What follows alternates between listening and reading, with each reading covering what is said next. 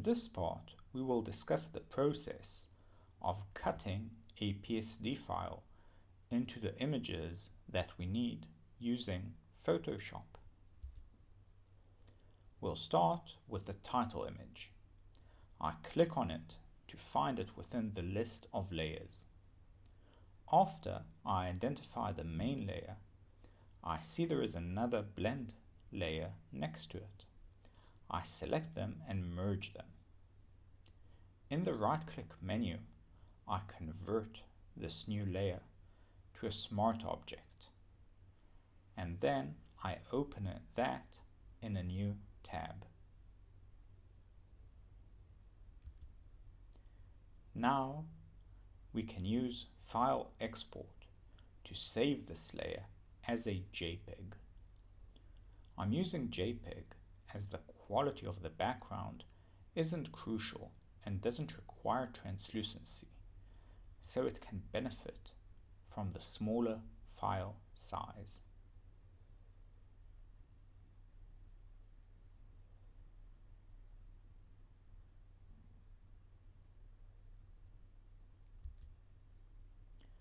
Next up are the items in the list of dishes.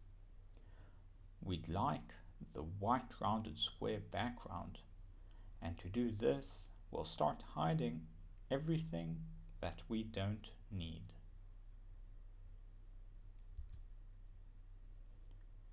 Now that everything is hidden, we can trim the empty pixels and leave only the part that matters.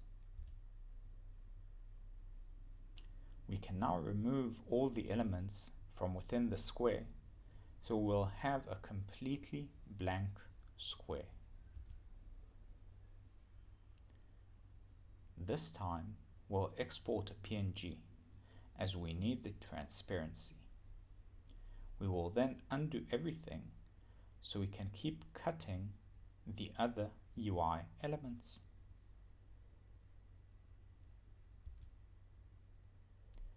The dish images have rounded corners around them, and we'd like to apply that uniformly. The trick for that is masking, where we will extract the shape of the round corner as a black and white image.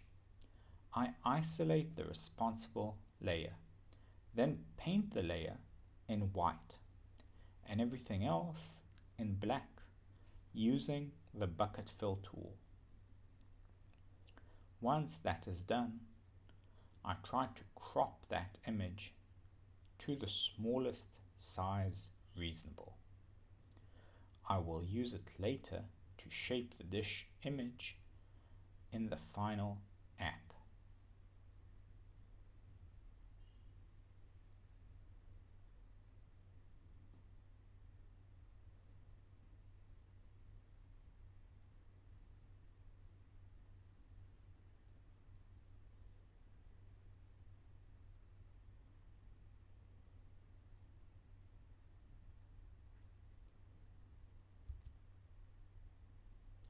Now we can save this image, even though it doesn't have any transparency in it.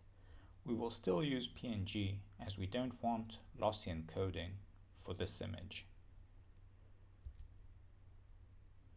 Now we need the buttons from the items.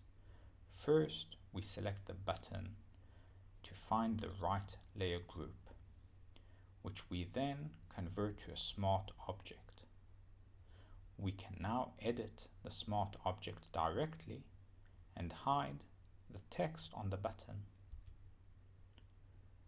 Again, we export the file to a PNG as we need the image to have transparency, and then we go back to get the second button in the exact same way.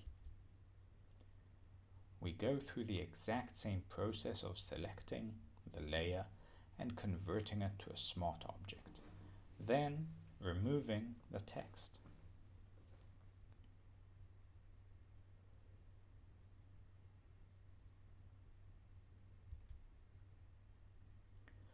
We export as PNG.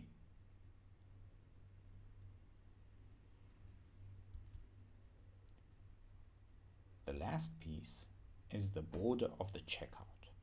We can just hide everything else that exists in the file, so only the border background and separator line remain. Once we have that, we can trim the pixels so we'll have an image of the right size.